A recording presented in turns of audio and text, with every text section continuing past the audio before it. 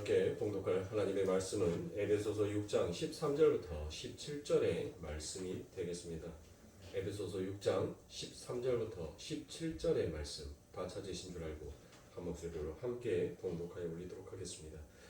그러므로 하나님의 전신갑주를 취하라. 이는 악한 날에 너희가 능히 대적하고 모든 일을 행한 후에 서기 위함이라. 그런즉 서서 진리로 너희 허리띠를 띠고 의의 후신경을 붙이고 평안의 복음이 준비한 곳으로 신을 신고 모든 것 위에 믿음의 방패를 가지고 이로써 능히 악한 자의 모든 불화살을 소멸하고 구원의 투구와 성령의 검 곧 하나님의 말씀을 가지라. 아멘. 오늘 함께 선포할 말씀의 제목은 전쟁의 원칙이다라는 말씀의 두 번째 시간을 갖도록 하겠습니다. 그래서 우리가 지난 시간에 여러분들과 함께 했던 말씀에 대해서 짧게 다시 한번 상고하고 오늘의 말씀으로 이어가도록 하겠습니다.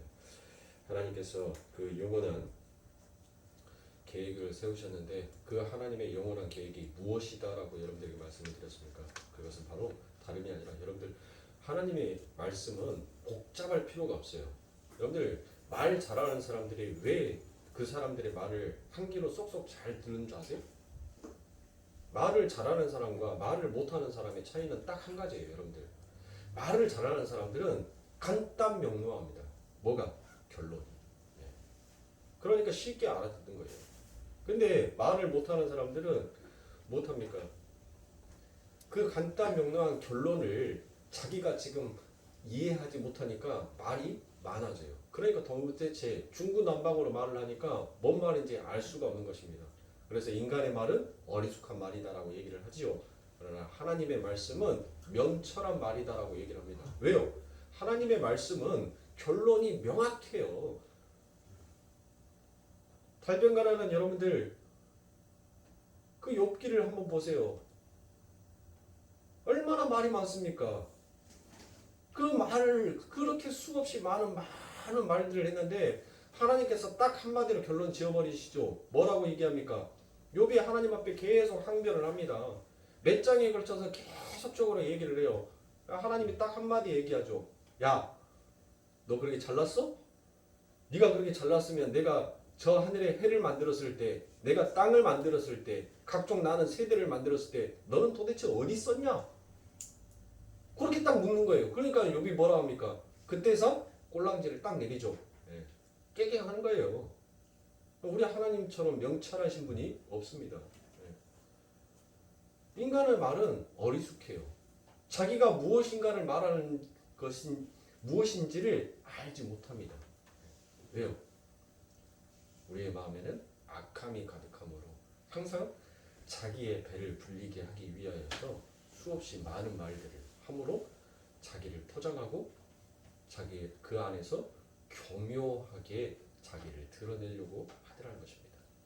그런데 우리 하나님께서는 창세기부터 시작해서 요한계시록까지 이 엄청난 구속의 역사를 이끌어 가시면서 딱 하나예요. 딱 하나. 우리 하나님의 영원하신 계획은 뭡니까? 하나됨입니다. 하나됨. 나는 너의 하나님이 되고 너는 나의 백성이 될 것이다. 이 하나됨을 하나님은 가지고 이 엄청난 구속의 역사들을 계속적으로 끌고 가는 거예요. 그런데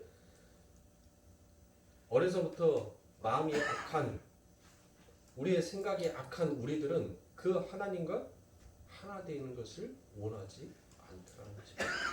그래서 하나님께서는 그렇게 인간의 죄가 무엇인지, 패역함이 무엇인지, 그리고 오직 하나님의 말씀에 의해서 세워져야 하는 것이 무엇인지를 하나님께서는 끊임없이 인간이 이 간단 명료한 결론을 알아듣지 못함으로 하나님께서는 계속 보여지는 그림을 제시하면서 그들을 설득시키고 오래 참으시고 그들을 끝까지 하나님의 백성으로 완성시켜 버리시는 그 하나님의 깊은 사랑이 이 성경 말씀 안에 담겨져 있고, 그리고 그 사랑이 무엇인지를 지금 이 에베소서에서 너희가 어떻게 하나님의 교회로 건설되었는지, 그 건설자가 누구였는지를 지금 우리들에게 설명하여 주고 있는 것입니다. 그래서 즉 결론은 하나님의 영원하신 계획은 바로 하나됨에 있다라는 것을 여러분들이 기억하시면 됩니다. 그래서 성도의 구원은 한 개인의 구원으로 끝나는 것이 아니라 결코 그 구원은 예수 그리스도를 머리로 하여서 우리는 하나된 몸을 이루어가는 것이라고 얘기를 했습니다. 그러니까 성경에서 사도 바울이 뭐라고 얘기합니까? 우리들은 그리스도의 머리로 하여서 우리는 서로 연결되어 있는 자다라고 얘기를 했죠. 그래서 우리는 이처럼 하나님의 우리의 구원이 결국 우리의 구원으로만 끝나는 것이 아니라 그게 바로 하나님의 영원한 계획 속에 담겨져 있는 하나됨으로 나타나게 되더라라는 것을 지난 시간에 함께 여러분들과 은혜를 나눴습니다. 그렇게 해서 우리 하나님께서 우리들에게 복을 주시는데 그 복은 여러분들 우리들이 그 복의 수혜자일 뿐만 아니라 우리는 이 복을 전달하는 전달자로 이 역사와 이 세상을 사는 자다라고 여러분들에게 말씀을 드렸고, 성도의 거룩한 삶은 절대 저절로 만들어지는 것이 아니다라고 여러분들에게 말씀을 드렸습니다. 그래서 우리 하나님께서 우리들에게 그렇게 하나님의 백성으로서 완전한 자로 만들어져 가기 위하여서 하나님은 우리들에게 뭐를 선물로 주셨어요?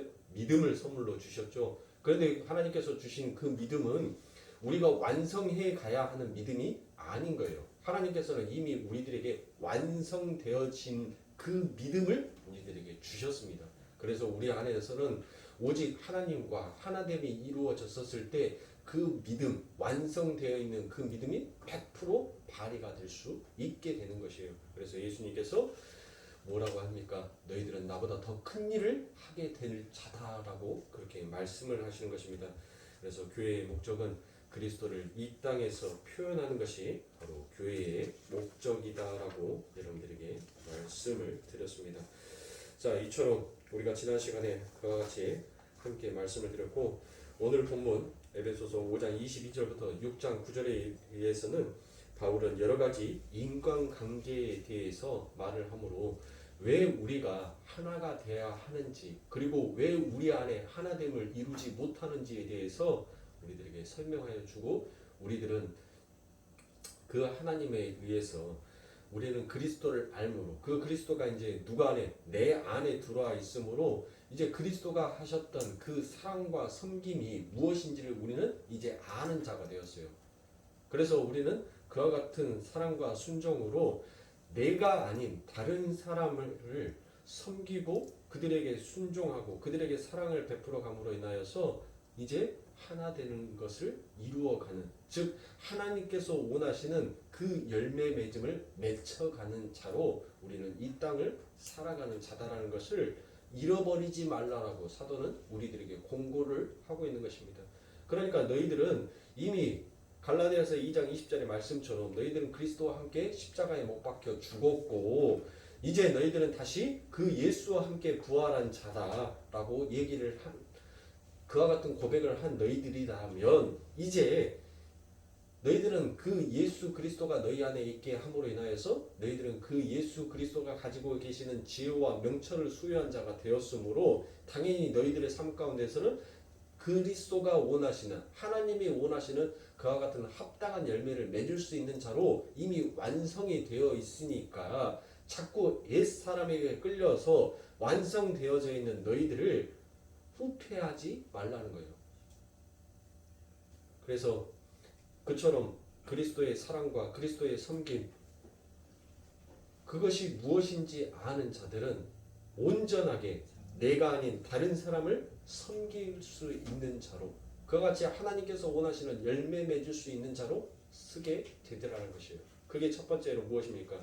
바로 우리가 지금 에베소서 10절에 6장 10절에 있는 말씀, 그 성도의 전투가 무엇인지에 대해서 지금 계속 오랜 시간 동안을 이야기하기 전에 그 5장 22절에 나와 있는 첫 번째 뭐였어요?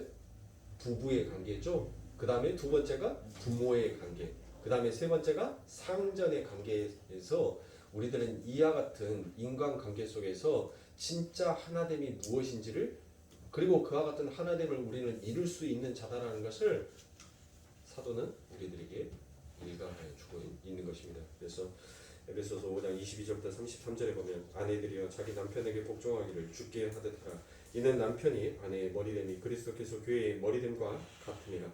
그가 친히 몸의 구주시라. 그러나 교회가 그리스도에게 하듯 아내들도 범사에 그 남편에게 복종할지니라. 남편들아 아내 사랑하기를 그리스도께서 교회를 사랑하시고 위하여 자기를 주심같이 하라. 이는 곧 물로 씻어 말씀으로 깨끗하게 하사 거룩하게 하시고 자기 앞에 영광스러운 교회로 세우사 티나 주름 잡힌 것이나 이런 것들이 없이 거룩하고 흠이 없게 하려 하심이라. 이와 같이 남편들도 자기 아내 사랑하기를 제 몸과 같이 할지니 자기 아내를 사랑하는 자는 자기를 사랑하는 것이라. 누구든지 언제든지 제 육체를 미워하지 않고 오직 양육하여 보호하기를 그리스도께서 교회를 보양함과 같이 하나니 우리는 그 몸의 지체임이라. 이러므로 사람이 부모를 떠나 그 아내와 합하여 둘이 한 육체가 될지니 이 비밀이 크도다. 내가 그리스도와 교회에 대하여 말하노라. 그러나 너희도 각각 자기의 아내 사랑하기를 자기같이 하고 아내도 그 남편을 경외하라라고 얘기합니다. 계속해서 부모와 자식, 종과 상전의 관계를 봐야 하면서 그 사이에서도 섬김과 순종과 돌봄의 삶이 나와야 한다라고 사도는 우리들에게 일관하여 주고 있습니다. 그리고 10절에서부터 성도의 전투에 관해서 이 사도는 기술을 해나가고 있습니다. 바울은 그러한 성도다운 삶을 삶으로 말미암아 우리에게 주어지는 성수 그 자체가 바로 무엇이다라고 얘기합니까? 그 자체가 바로 전투다라고 얘기를 합니다. 우리가 성도라면 우리는 반드시 그 싸움을 통과해내야 하고 그 싸움을 통하여서 성숙하게 자라나게 되는 것입니다. 그러니까 여러분들 우리가 이 싸움을 하는 것은 승리를 위한 여러분들 공격적 전투가 아니라 이미 우리는 그리스도 안에서 승리를 뭐한 자예요? 승리를 우리는 거머쥔 자예요. 그러니까 우리는 이 영적 전쟁을 공격적으로 싸워서 전투에서 그 승리를 쟁취하는 거, 그 승리를 이루어내는 것이 아니라 우리는 이미 그리스도 안에서 이루어져 버린 그 승리를 이제 뭐한 태세로? 방어 태세로 방어적인 전투를 하고 있는 거예요. 그러니까 이미 내 안에 완성되어 버린 이미 내 안에 그리스도의 사랑과 그리스도의 섬김 그리고 그 믿음의 완성이 내 안에 나를 완전한 자로 만들어 버리는 것을 우리는 더 이상 잃어버리지 않도록 뺏기지 않도록 우리는 방어적인 전투에 그 전투를 치러야 한다라는 것입니다. 그래서 사도는 마지막으로 그 싸움을 잘 싸워낼 수 있는 무기와 갑옷에 대해서 친절하게 기술을 하고 에베소서를 마칩니다. 우리가 수주간에 걸쳐서 그 싸움의 내용과 우리가 싸움에서 이기기 위해서 숙지해야 할 원칙들이 있다라고 여러분들과 함께 은혜를 나누었습니다. 그래서 프란시스 셰퍼는 전투에서 승리하기 위해서는 반드시 준수해야 하는 사활을 좌우라는 기본 원칙을 잘 알고 지켜야만 한다라고 그와 같이 말씀을 했습니다. 근간의 내용을 요약해서 정리하면 우리 성도들이 마귀와 싸움에서 이기기 위해 지켜야 할 원칙을 굳이 나열을 하면 여러분들 세 가지의 원칙으로 나눌 수 있습니다. 자, 첫 번째, 여러분들 우리가 이 영적인 방어 전투에서 온전한 방어를 하기 위해서는 무엇해요?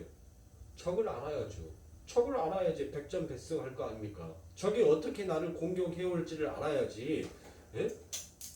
그래야지 여러분들 뭐합니까? 내가 방어를 할 수 있지 않습니까?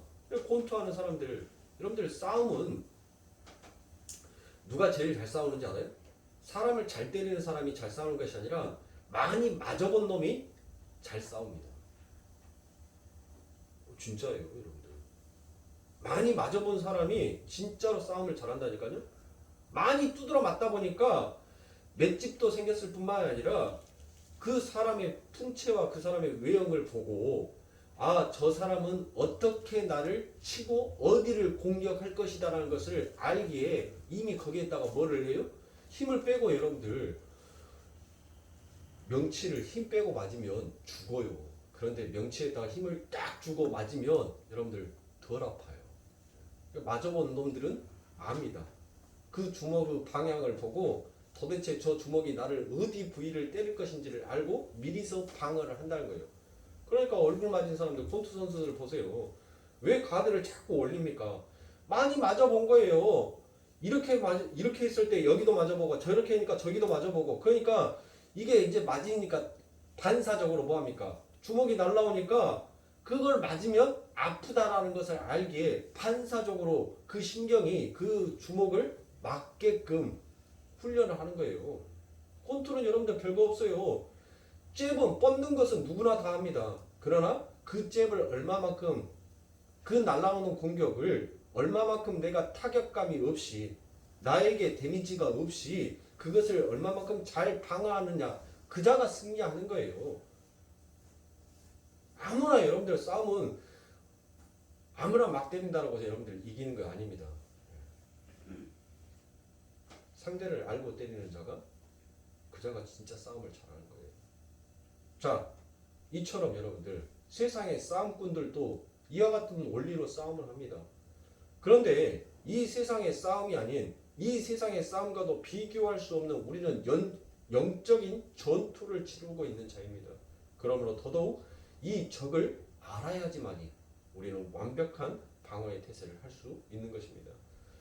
그러니까 즉 마귀는 여러분들 어떻습니까? 마귀는 맹목적으로 우리를 공격하지 않아요. 마귀는 그냥 자기의 기분에 따라서 맹목적으로 우리들을 공격하는 것이 아니라 마귀는 반드시 우리들을 공격하는데 어떤 매개체를 가지고 그 수단과 방법을 가리지 아니하고 그 매개체를 통하여서 우리를 공격해 오더라라는 것이에요. 그러면 그 공격은 여러분들 세상에서 우리들에게 오는 환경적인 요인들도 있을 것입니다. 또 이 물질 세계의 요인도 있을 겁니다. 그리고 또 사람을 통하여서 이 마귀는 우리를 공격하기도 합니다. 그러면 여러분들 첫 번째 우리가 사람을 놓고 한번 보자고요. 사람은 여러분들 둘로 나눌 수가 있습니다. 이 마귀가 사람을 들어서 공격을 하는데 이 사람이라는 매개체를 넣고 공격을 할 때 이 사람을 둘로 분리를 시켜서 볼 수가 있어요. 첫 번째는 뭐냐면 내 안에 있는 나 그것을 교묘하게 마귀는 이용하여서 나를 공격하기도 합니다. 그리고 또 나 바깥에 있는 나 그것을 통하여서 여러분들 우리들을 공격해 오더라라는 것이에요. 그러니까 지금 내 안에 있는 것은 뭐예요? 내 안에 있는 것은 육적인 나란 말이에요. 그러니까 이 육적인 나는 여러분들 참 자아가 아니에요. 우리의 육신은 여러분들 참 자아가 아니에요. 예? 그러니까 이 육신적인 것, 이 육적인 것을 가지고 우리들을 교묘하게 꼬시더라는 것이에요. 그러니까 마귀는 우리의 생각 속에서 우리가 죄를 짓게 하는데 그 죄 속에 이 마귀가 우리의 환경적인 요인, 눈으로 보여져 있는 것, 우리의 마음으로 생각하는 것, 우리의 머리로 생각하는 그 모든 것들을 여러분들 마귀는 교묘하게 이용하여서 여러분들 그 죄를 범하는 현장에 우리를 덥석 놓아버리더라는 것이에요. 그런데 우리들은 그 마귀가 우리의 생각을, 우리의 마음을 잠식하여서 오는 것을 우리는 알지 못하더라는 것이에요. 그게 문제인 거예요. 자, 두 번째로는 여러분들 어떤 것을 들 수 있습니까? 두 번째로는 내 바깥의 나라고 여러분들에게 말씀을 드렸죠. 그러니까 내 바깥의 나는 뭐였어요? 지금 이 물질 세계에서 이 세계 속에서 나에게 공격해오는 그 또 다른 것을 통하여서 나를 죄의 현장으로 몰고 가더라는 것이에요. 그러니까 왜 하나님께서 우리들에게 누구든지 나의 제자가 되려거든 자기를 부인하고 자기의 십자가를 짊어지고 오라라고 하는지 여러분들 왜 그 말씀을 우리 예수님께서 하셨는지를 여러분들은 아셔야 돼요. 결국 우리의 생각과 우리의 의지는 그 어떤 것으로도 이 마귀가 우리를 수단과 방법을 통하여서 공격해왔을 때 우리는 온전한 방어를 할 수 없는 자다는 것이에요. 그러나 우리가 온전한 방어를 할 수 있는 것은 무엇입니까? 나의 생각을 내려놓는 거예요. 나의 마음의 의지를 내려놓는 거예요. 나의 모든 것들을 여러분들 무장해제했었을 때만 여러분들 뭐 할 수 있습니까? 그 그 마귀의 공격을 능히 방어할 수가 있어요. 여러분들 어떤 사람이 제일 무서운 줄 아세요? 세상에서 어떤 사람이 제일 무서울 것 같으세요? 성질 버럭버럭 내는 사람이 무서운 사람인 줄 아십니까? 여러분들 성질 내는 사람 치고 뒤끝 있는 사람 없어요. 앞에서 파닥 하기는 하지만은 돌아서면은 여러분들 머릿속에서 확 다 털어버립니다. 그걸 다시 되새김질을 하지 않아요. 그런데 이 화내는 사람보다 더 무서운 사람이 있어요. 무관심한 사람. 전혀 없는 존재처럼 투명인간처럼 무시해버리고 무관심해버리는 것처럼 여러분들 이 세상에서 가장 무서운 것은 없습니다. 결국 하나님께서 우리들에게 요구하시는 것은 그거예요. 네 생각과 네 마음의 모든 것들을 무장해제하게 되면 결국 그 마귀가 너를 어떤 것으로 공격해 오더라도 그 마귀에 대해서 관심이 없으니까 그 마귀가 뭐합니까? 우리 예수님께서 광야 40일 동안 그 마귀의 시험을 받았었을 때 일일이 그 마귀의 시험을 우리 예수님이 대꾸했습니까? 사단아 물러가라라고 명령해버렸습니다. 그 말은 뭔 말이에요? 무시해버렸단 말이에요. 무시해버렸다는 말.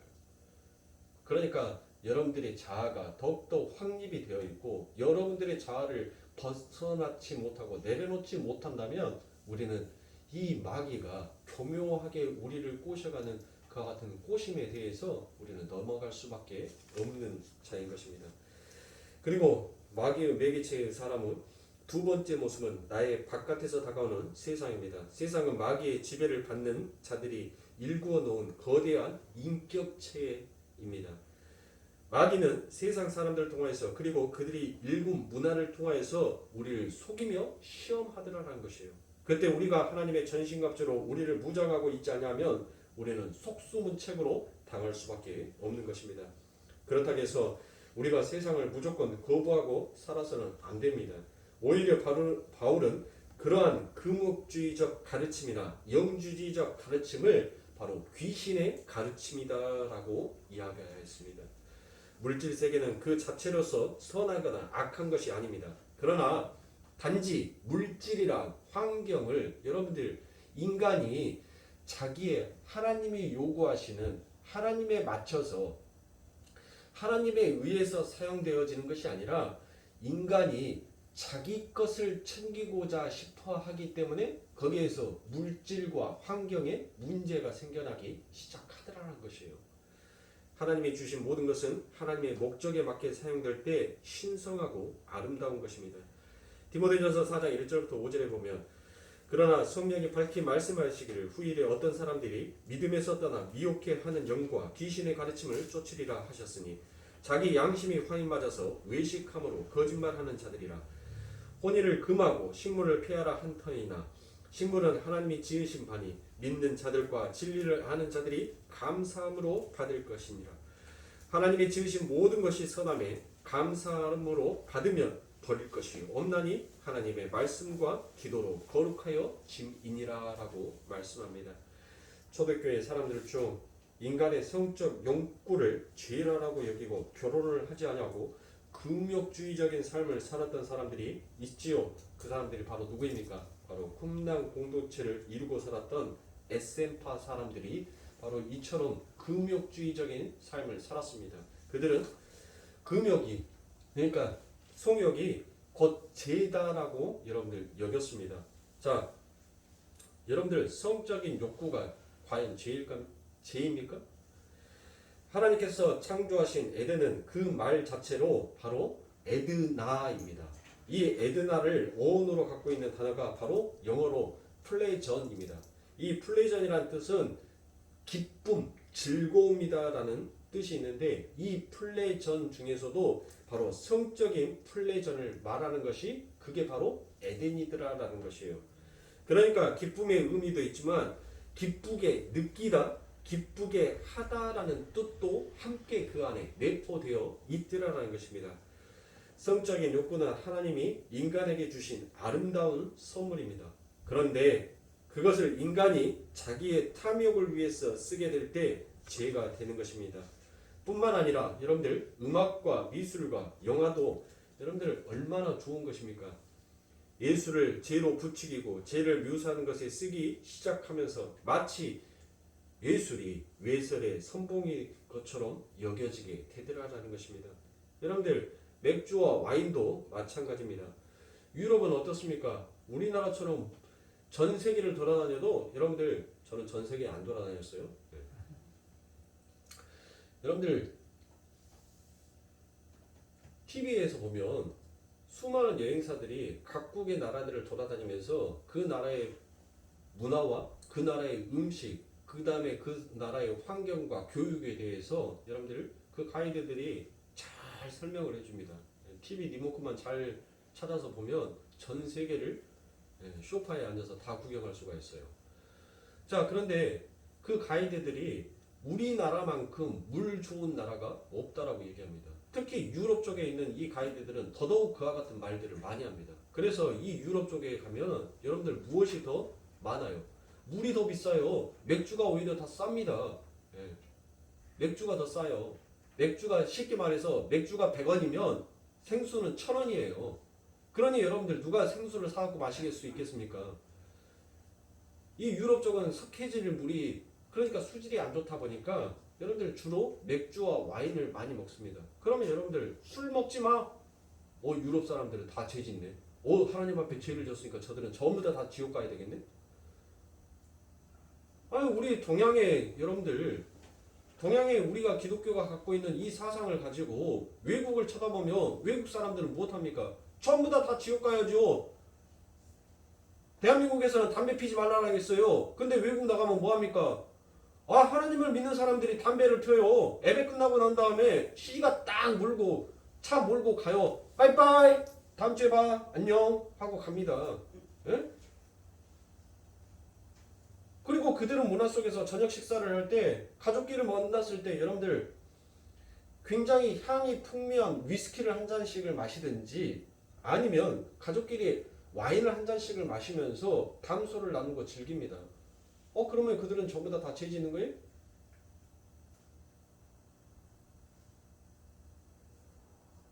술도 여러분들 우리에게 주어졌었을 때는 술이라는 것을 여러분들 빚고 술이라는 것을 만들었었을 때 인간이 감히 술을 만들 수 있는 지혜와 지식이 있어요?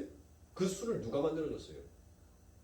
누가 그 술을 발효시켜서 증류수로 만들어 먹을 수 있는 그와 같은 지혜를 누가 주셨습니까? 하나님께서 주신 거예요. 그러니까 이 땅에 주어지는 모든 것은 전부 다 선한데 그 안에 뭐를 담아버린 거예요? 인간의 탐심과 탐욕을 담아버리더란 것이에요. 그러니까 여러분들 한두 잔 먹어가지고 실수하는 사람 봤어요? 한두 잔 먹어서는 여러분들 실수 안 해요. 가족들이랑 같이 12월 25일 크리스마스 때 여러분들 저 성탄절 감사 예배 안 합니다. 그러니까 가족끼리 맛있는 달콤한 와인 사서 요즘 와인도 싸졌어요. 신세계 백화점 가니까 쓴맛 싫어하는 사람들은 초콜릿 꿀이 들어가 있는 허니가 들어가 있는 달콤한 와인들이 여러분들 뭐 2만 원 안짝이면 살 수 있습니다. 분위기 한번 잡으세요 그날 가족끼리랑 오손도손 모여서. 그런데 그것을 너무 탐욕스럽게 마셔서 취하게 되는데 그 취함이 여러분들 무엇을 하더란 것이에요? 죄를 짓게 만들더란 것이에요. 보십시오. 노아가 여러분들 뭐 했습니까? 그 술 취함으로 인하여서 무슨 죄를 범하였습니까? 내 형제에게 하나님으로부터 미움을 받게 하는 그 죄의 원인을 제공해 버리지 않습니까? 예? 그러므로 이 세상에 주어진 것은 디모데전서 4장의 말씀처럼 여러분들 이 세상에 주어져 있는 모든 것은 전부 다 선한 것입니다. 전부 다 하나님이 주신 것이기에 다 아름다운 것이에요. 그러나 그 안에 인간의 탐욕을 버려야 합니다. 그런데 그게 안 돼요. 그게 절제가 잘 안 된단 말이에요. 그래서 대한민국에서는 이 기독교에서는 술 먹지 마세요. 담배 피지 마세요. 좋은 거 잡수세요. 라고 얘기를 하기 시작하더란 것이에요. 그러니까 사랑하는 선배님들, 내가 술을 한 잔 먹어서 절제가 안 되고 자제가 안 된다면 아예 안 드시는 것이 그게 그게 죄를 범하지 않는 겁니다. 자, 이렇게 우리가 마귀와 싸울 때 잊지 말아야 할 첫 번째 원칙은 우리가 싸워야 할 대상이 누구인지를 잘 파악하는 것입니다. 우리가 마귀와 싸워 이기기 위해서 잊지 말아야 할 원칙은 그 두 번째가 이 싸움의 주도자요 대장이신 예수 그리스도를 잘 따르는 것입니다.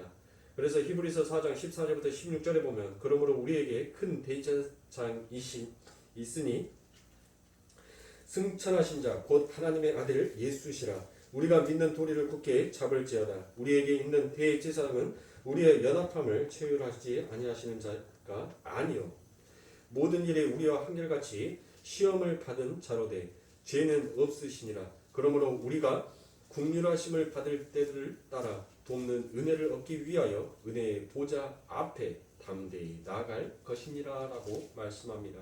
주님은 우리의 무엇이다라고요? 지휘관이다라고 얘기합니다. 그리고 우리는 그 대장 대신 주님께 나의 전 존재를 의뢰하며 순종하며 마귀와 싸워서 나아가야 한다는 것입니다. 역대하에 보면 우리가 우리의 대적들과 어떻게 싸워야 하는지 그 전쟁의 양상이 아주 잘 묘사가 되어 있습니다. 역대하 20장 15절부터 24절입니다. 야시엘이 가로되 온 유다와 예루살렘 거민과 여호사밧 왕이여 들을지어다. 여호와께서 너희에게 말씀하시기를 이 큰 무리로 인하여 두려워하거나 놀라지 말라. 이 전쟁이 너희에게 속한 것이 아니오 하나님께 속한 것이라. 내일 너희는 마주 내려가라. 저희가 시스 고개로 말미암아 올라오리니 너희가 골짜기 어기 여루엘을 들 앞에서 만나려니와 이 전쟁에는 너희가 싸울 것이 없나니 항우를 이루고 서서 너희와 함께한 여호와가 구원하는 것을 보라.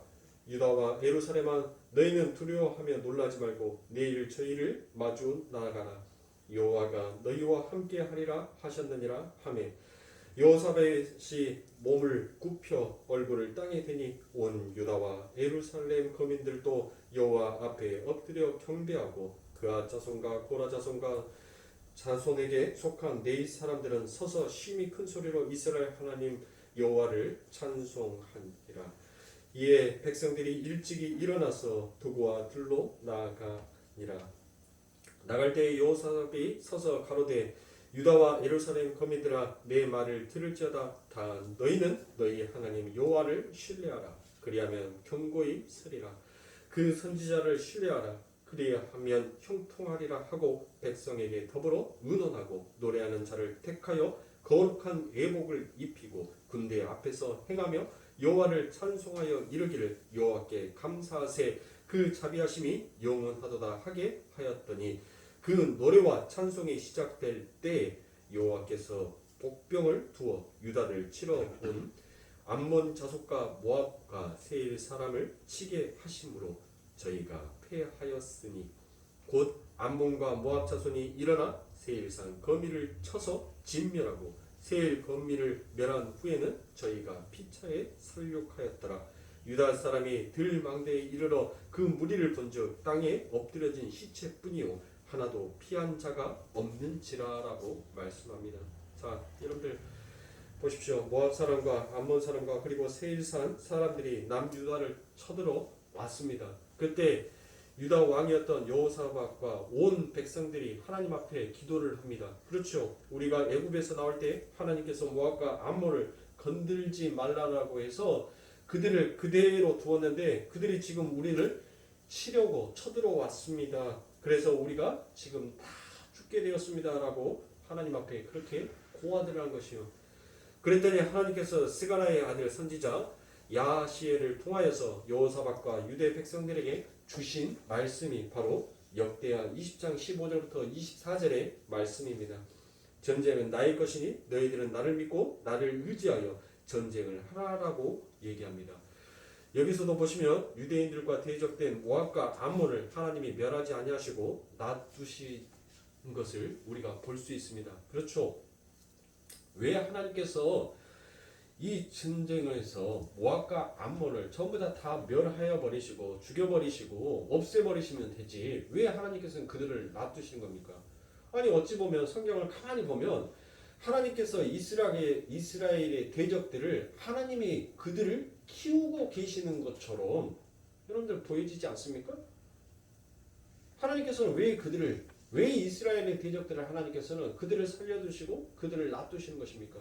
바로 그 안에는 하나님의 엄청난 뜻이 있더라라는 것이에요. 그러니까 하나님의 큰 영광이 무엇인지를 하나님께서는 그들을 통하여서 당신의 백성에게 나타내시기를 원하시는 것이에요. 그리고 아무리 하나님의 백성이라 할지라도 하나님을 의지하지 아니하는 인간의 힘은 결코 그들 앞에서 세상 앞에서 보잘것없는 그렇게 나약한 힘이다라는 것을 하나님께서는 그들에게 가르쳐주고 싶었던 것입니다. 그래서 이처럼 하나님께서 그 하나님의 전쟁, 하나님이 일으키신 전쟁과 하나님이 치르시는 전쟁 속에서 우리가 살아나게 된 자들, 그 전쟁 가운데서 살아나게 된 자들, 그 전쟁 가운데서 목숨을 건진 자들이 드디어 뭐를 알게 되는 거예요? 하나님의 베풀어 주신 그 은혜를 알고 하나님을 찬송하게 하기 위하여서 하나님은 오히려 우리의 대적을 키우는 것처럼 보이지만 하나님은 결코 그 대적을 키우는 것이 아니라 우리를 아버지 하나님 앞에서 더욱더 성숙되고 자라나게 하고 있더라라는 것이에요. 그러니까 사랑하는 성도님들, 우리는 조급할 필요가 있어요, 없어요? 없어요, 여러분들.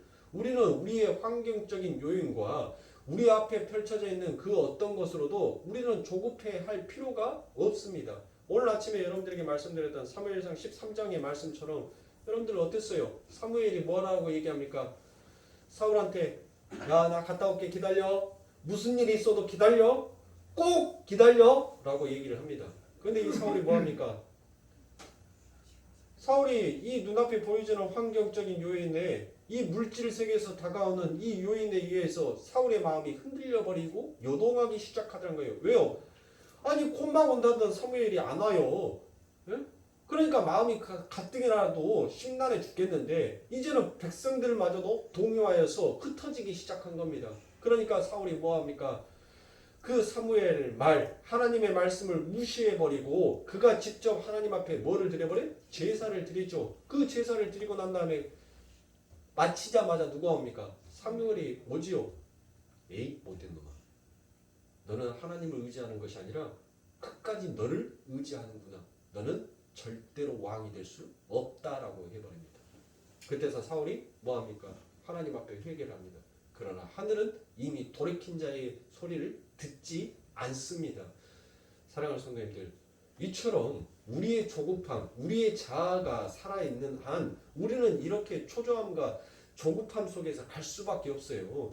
하나님께서 일하신다라고 하면 여러분들 그 하나님의 때를 우리는 기다려야 하는 거예요. 하나님께서 내가 이 전쟁은 반드시 치러주고 반드시 하나님께서는 내가 이 전쟁 가운데서 너희들을 승리하는 자로 승전고의 나팔을 부는 자로 내가 너희들을 세우겠다라는 하나님의 확고한 믿음이 있다면 우리는 우리 앞에 다가오는 물질 세계의 세상에 보여지는 그 물질과 환경적인 요건 앞에서 우리는 흔들리지 않냐고 오직 주만 의지하는 자로 가야 하는 거예요. 하나님께서는 우리를 이 세상에 있는 환경적인 요인들을 통해서 무엇을 보고 있는 겁니까? 우리의 마음에 믿음을 보고 있는 겁니다. 네가 나를 얼마만큼 신뢰하는지, 네가 나를 얼마만큼 의지하는지, 네 자아를 얼마만큼 네가 내려놓을 수 있는지 하나님께서 우리를 그걸 보고 계시는 거예요. 그래서 우리가 성숙되어져 갈 때 우리가 하나님께서 원하시는 그와 같은 장성한 분량, 그 시험을 통하여서 하나님이 원하시는 그 키가 자라났었을 때 우리 앞에 놓여져 있는 그 문제는 시원하게 해결이 되는 것입니다. 그러니 사랑하는 성도님들, 우리들의 삶 가운데 있어서 여러분들 닥쳐오는 문제를 하나님 앞에 맡기세요. 여러분들의 생각과 여러분들의 마음에 여러분들의 근심이 여러분들이 걱정한다라고 그 키를 한 자나 더 자라게 할 수 있습니까? 없어요, 여러분들. 오직 우리 앞에 펼쳐져 있는 모든 문제는 바로 내가 하나님을 온전하게 신뢰하지 않냐고 나를 신뢰하는 그 불순종에서부터 온다는 것을 여러분들이 잊지 말아야 합니다. 왜 여러분들이 이스라엘 백성들이 그 전쟁에서 승리하기도 하고 여러분들 그 전쟁에서 패하기도 합니까? 이스라엘이 여러분들 약해서 그들이 패하였고 이스라엘이 때로는 강하여서 여러분들 그들이 승리하였습니까? 아니에요. 여러분들. 그들이 온전히 하나님 말을 의뢰하고 하나님 말을 신뢰하였었을 때 그 전쟁은 여러분들 승리하는 전쟁이 되었지만 그들이 그들의 자신의 힘을 조금이라도 의지하였었을 때는 그들은 그 전쟁에서 패하고 말았던 것이에요. 하나님은 그것을 가르쳐주고 있는 것입니다. 우리의 삶 가운데도 마찬가지예요. 우리는 수없이 많은 영적인 전투를 하고 있습니다. 이 전쟁 가운데서 우리는 승리를 맛볼 때도 있고 패배를 맛볼 때도 있어요. 여러분들 패배했었을 때 나의 힘이 부족해서 내 공력이 부족해서 내가 하나님 앞에 더 열심히 봉사를 하지 아니하여서 그래서 내가 패해진 것이 아니에요. 내가 하나님을 의뢰하지 아니하고 내가 하나님을 100% 신뢰하지 아니하면 여러분들 우리는 언제든지 패배할 수 있는 자다라는 것을 여러분들 잊지 마십시오. 그래서 조나단 에드워드 목사님은 영적 전투는 100% 내가 싸우는 것이고 100% 하나님이 해주는 것이다 라고 우리들에게 말을 하였습니다. 하나님은 하나님을 의지하지 아니하고 자기의 힘이나 다른 세상적인 해결책으로 마귀의 전쟁을 하려고 할 때 그 자체가 여러분들 우리들은 실패한 자의 걸음으로 치닫게 된다는 것을 하나님께서는 우리에게 말씀하여 주시고 가르치십니다. 그렇다면 우리의 삶에 닥치는 그 전쟁을 주님께 맡긴다는 것은 구체적으로 여러분들 어떤 것이 그 전쟁을 주님 앞에 맡긴다라고 말할 수 있겠습니까? 한마디로 나를 주님께 복종시키는 것, 나의 힘을 포기하고 주의 말씀에 순종하는 삶을 사는 것이 바로 내 전쟁을 주님께 맡깁니다라는 그와 같은 고백이 되는 것입니다. 그래서 여러분은 영적 전투는 물질 세계의 전투가 아니라 따라서 물질 세계의 현상이 해결되는 것이 바로 영적인 전투가 아니라 오직 하나님의 말씀하시는 영적인 전투의 승리는 바로 영적인 영역이기 때문에 우리가 온전하게 하나님 말을 의지하고 하나님 말을 신뢰했을 때만 올 수 있는 승리다라는 것을 여러분들이 잊어버리시면 아니 됩니다. 그래서 바로 우리가 거룩한 하나님의 백성으로 자라는 것이 이것이 바로 영적 전투의 승리인 것입니다. 그래서 성경에서 기록되어 있는 오래 참아라, 원수를 사랑해라, 끝까지 순종하라, 섬겨라, 절제하라라는 이와 같은 하나님의 말씀은 곧 무엇이겠습니까? 여러분들 지키라는 말씀이세요? 여러분들이 진짜로 오래 참아라라는 이 하나님의 명령을 정말로 여러분들이 오래 참을 수 있으세요? 원수를 사랑하라라는 그 하나님의 말씀에 여러분들이 정말로 원수를 사랑할 수 있습니까? 끝까지 순종하라는 그 하나님의 말씀에 여러분들이 끝까지 순종할 수 있습니까? 섬기라, 절제해라라는 이 말에 여러분들이 우리가 섬기고 절제가 가능하냐는 말이에요. 결국 이 말은 무엇이에요? 바로 이 말씀은 죽게 맡기라라는 이와 같은 영적 전투에서 나온 것이에요. 그러니까 죽게 맡기라는 것은 뭐예요? 너는 이 모든 것들을 할 수 없는 자니까 너를 부정하고 너를 부인하고 너희의 모든 힘을 빼서 오직 하나님의 힘으로만 너희가 서 나아가려고 노력하라라는 그와 같은 말씀이에요. 오래 참아라? 뭘 오래 참습니까? 우리는 오래 못 참아요, 여러분들.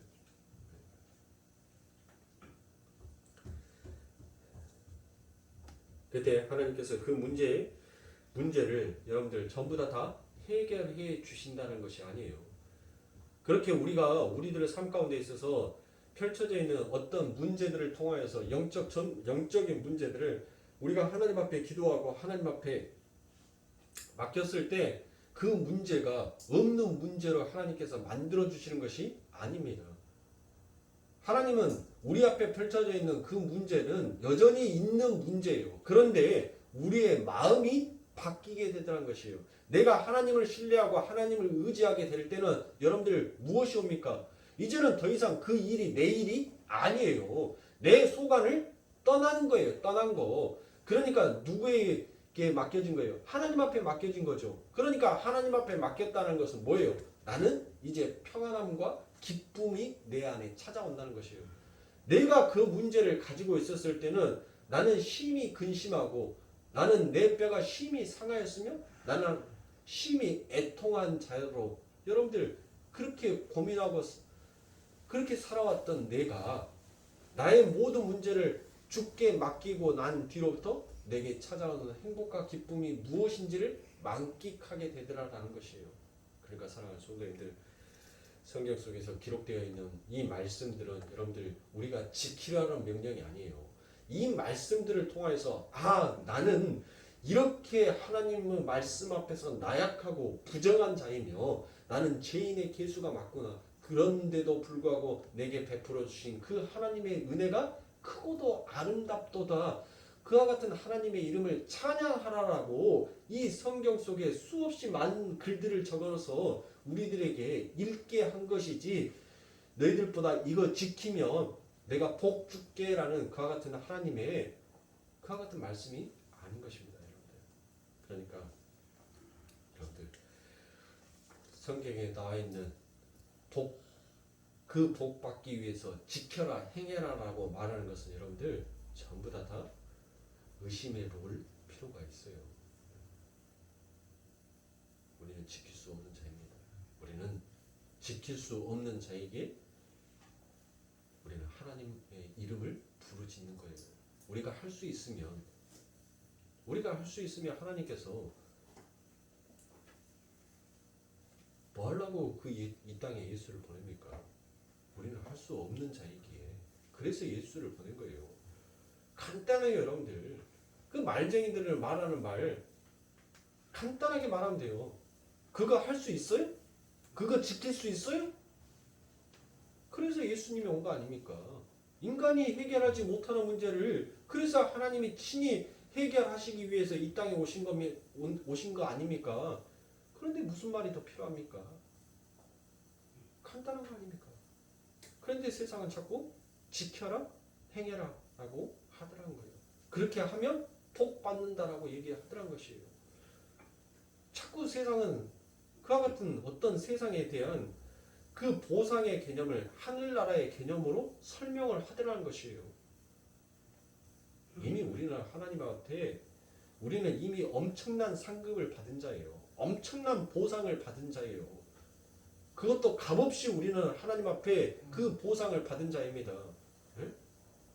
그런데 무슨 보상을 또 받고 싶어요? 아니 죽은 사람 살려놨으면 그걸로써 더 큰 은혜가 어디 있습니까? 네?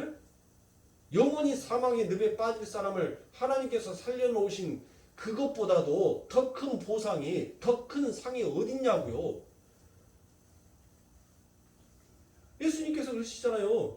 네가 천하를 다 가진들 내가 오늘 너의 목숨을 거두어 가면 그 천하가 누구의 것이냐라고 묻지 않습니까? 그게 복이에요? 그건 복 아니에요, 여러분들. 그런데 무슨 상급론이 또 있어요? 무슨 하늘나라에 가서 무슨 상급을 또 받냐는 말이에요. 어떤 상급? 무슨 상급? 이미 우리는 예수라는 상급을 받아버렸는데, 네? 그리고 그 예수로 인하여서 영원한 아버지 하나님의 나라의 백성으로 영원한 하나님의 나라의 기업의 상속자로 우리는 그렇게 우리의 신분이 바뀌어서 이미 하늘 성경책에 하늘나라의 하나님의 그 두루마리 책에 우리의 이름이 상속자의 목록 안에 그 이름이 기록이 되어 있는데 어떤 보상이 또 받고 싶으냐고요. 그러니까 여러분들 인간은 이렇게 하나님의 말씀조차도 인간의 탐심과 탐욕으로 하나님의 그 아름답고 선하게 주신 것들을 전부 다 인간은 오용하여서 다 변질시켜버리는 것이 인간이더라는 것이에요. 자, 세 번째로 우리가 잊지 말아야 할 원칙은 바로 전신갑주를 착용하라라고 얘기를 합니다. 사실 여러분들 이 전신갑주는 우리가 마귀와 싸워 이길 수 있는 무기라기보다도 여러분들 바로 우리가 주님께 우리를 복종시키고 주님의 뜻에 우리를 순종시킬 수 있는 방편이다라는 표현으로 보는 것이 더 옳다라고 볼 수 있습니다. 그러니까 그러니까 여러분의 대적이 누구인지 바로 인식하고 인식하셨으면 그 전쟁이 나의 전쟁이 아니라 하나님의 전쟁이라는 것을 기억하시고 주님께 복종하여 그 전쟁을 하나님께 돌려버리시면 되는 것입니다. 그래야 내가 그 고통 속에서 뭘 할 수 있어요? 탈출할 수 있는 것이에요. 그러니까 여러분들이 이 영적인 전투를 내가 내 힘으로 치르려고 해서 하기 때문에 여러분들에게 뭐가 오는 거예요? 환난과 고난이 찾아오는 것이에요. 여러분들의 삶 가운데 기쁨이 찾아오고 평강이 찾아온다면 여러분들이 지금 놓여져 있는 그 문제를 바로 온전하게 주님 앞에 맡기는 자로 세워져 있는 것입니다. 그러니까 사랑하는 성도님들, 어찌 눈앞에 보여져 있는 그 문제가 여러분들 우리의 마음을 신랄하지 아니하게 하고 어찌 눈앞에 펼쳐져 있는 지금 곧 다가오는 그 모든 것들이 어찌 나를 괴롭히지 않겠어요. 괴로우나 여러분들 주님을 의지하라라는 그리고 하나님만을 믿어보라라는 하나님의 외침이 그 안에 담겨져 있는 것이에요. 네 고통 안다는 거예요. 네 환난, 네 고난, 네 아픔, 네 무거움 내가 안다는 거예요. 그래서 하나님께서 뭐라고 얘기하십니까? 수고하고 무거운 짐 진 자들아 다 내게 오라. 내가 그 짐 함께 들어주겠다라고 말씀하지 않습니까? 그런데 왜 여러분들이 스스로 그 하나님 앞에 그 짐을 하나님과 함께 들고 가려고 하지 않냐고 하나님 내가 해볼게요라고 말씀하시냐고요. 그러니 내 어깨가 더 무겁지요. 에? 둘이 들면 아니 종이도 맞들면 뭐 한다고요? 낫다라는 말이 있지 않습니까? 한낱 종이, 이깟 종이가 여러분들 무거워봐야 뭐 얼마나 무겁겠습니까? 그런데 이 종이도 둘이 같이 맞들면 더 낫대요. 에? 인간의 속담 안에도 이와 같은 말이 있건만 지혜와 명철이 되신 그 하나님께서 수고하고 무거운 짐 진 자들아 다 내게로 오라 내가 너희를 편히 쉬게 하리라라는 그 하나님의 지엄하신 말씀이 여러분들 한낱 인간의 말보다도 더 못한 말이겠습니까? 여러분 안에 펼쳐져 있는 환경 속에 다가오는 그 환경으로 인하는 여러분들 고통과 고난 물질이라는 것으로 인하여서 여러분들에게 다가오는 그 고통과 고난 그리고 온전하게 나를 버리지 못하고 나의 힘을 가지고 나의 자아의식 속에서 이 세상을 한번 활기차게 이 세상 가운데서 큰 날개를 펼쳐서 여러분들 살아보겠다라는 그것으로 인해서 내게 닥쳐오는 그 환난과 고난 여러분들 우리가 이 모든 것들을 쉽게 우리가 포기할 수 있습니까? 물질이 없으면 어떻게 살아요? 저 물질 없으면 못 살아요. 솔직히 말하면. 저는 그래서 하나님 앞에 더 감사합니다. 제가 그랬어요. 하나님, 나 왜 당신의 종으로 살아가는데 왜 넉넉하게 살면 안 돼요? 왜 하나님의 백성, 왜 하나님의 종은 여러분들 하나님 왜 풍족하게 살면 안 돼요? 왜 저렇게 찌질이 가난해서 여러분들 저렇게 가정에서 저렇게 힘들면서 고통받으면서 그렇게 살아야 합니까? 왜 돈 때문에 날마다 사모랑같이 인상 빠락빠락 쓰면서 그러면서 여러분들 왜 하나님 그렇게 살아야 됩니까? 난 저런 목사 안 할래요. 돈에 환자병 난 목사 나 안 할랍니다. 차라리. 나 그냥 세상에 가서 세상 돈 벌게요. 그러면서도 얼마든지 하나님 일을 할 수 있잖아요. 그렇게 말했던 저였어요. 그런데 하나님께서는 채우시더란 거예요. 부으시더란 거예요. 아무 걱정 없이 아무 근심 없이 하나님께서는 이 목회를 해 나아갈 수 있도록 하나님께서는 그 길을 터주시더란 거예요. 그래서 저는 하나님 앞에 감사했습니다. 저는 신학을 공부했었을 때 항상 해왔던 말들이 있어요. 우리 교회가 지금은 이렇게 작은 모형으로 되어 있지만 여러분들 나중에 또 교회가 부흥이 되어서 사람 숫자가 많이 늘어나서 교회가 조금 더 덩치가 커지게 되면 당연히 여러분들 부목사도 전도사도 드리겠죠. 그런데 저는 그랬습니다.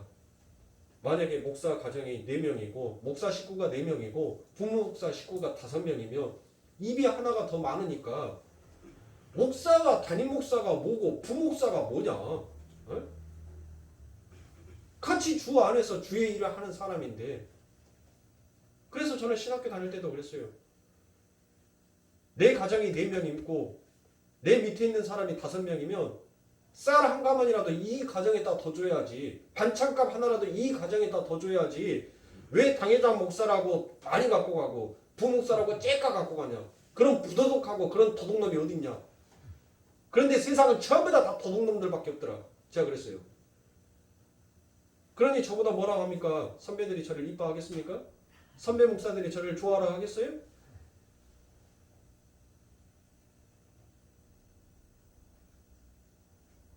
저는 여러분들 그 생각, 그 마인드로 갑니다.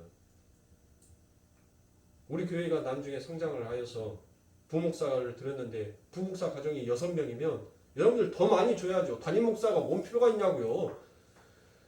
풍족함이 있어야지. 돈에 대해서 근심 걱정을 안 해야지. 온전하게 주의 일을 충성을 다해서 더 할 거 아닙니까? 더 열심히 할 거 아닙니까? 더 열심히 주의 일을 하는데 매진할 거 아닙니까? 돈에 걱정이 돼서 껄떡껄떡 하면 여러분들 신방 가서도 안 주나? 뭐 없나? 아니 다른 교회에서는 거맙이라도 주던데 여기는 없나? 담임 목사님이 거맙이 주지 말라 해서 안 주나? 그게 온전한 목회이냐고요. 그게 성도들 집에 가서 신방하고 축복해주고 나오면서 갖는 그게 주의 종의 모습이겠습니까? 성경에도 기록되어 있어요. 자꾸 점 많고 흠 있는 것들을 하나님 앞에 예물 드리니까 결국 그 제사장들이 구걸하러 다니지 않습니까? 마을을. 그 모습을 보고 하나님께서 얼마나 진노하십니까? 그러니 우리 거룩교회 성도님들은 나중에 우리 교회가 성장을 해서 부목사가 그렇게 들어오고 전도사가 그렇게 들어왔었을 때 여러분들 담임 목사는 안 챙겨도 돼요. 담임 목사는 솔직히 얼굴 마담이라고 어디만 가더라도 여러분들 다 챙겨서 줍니다. 목사님 밥값 하세요.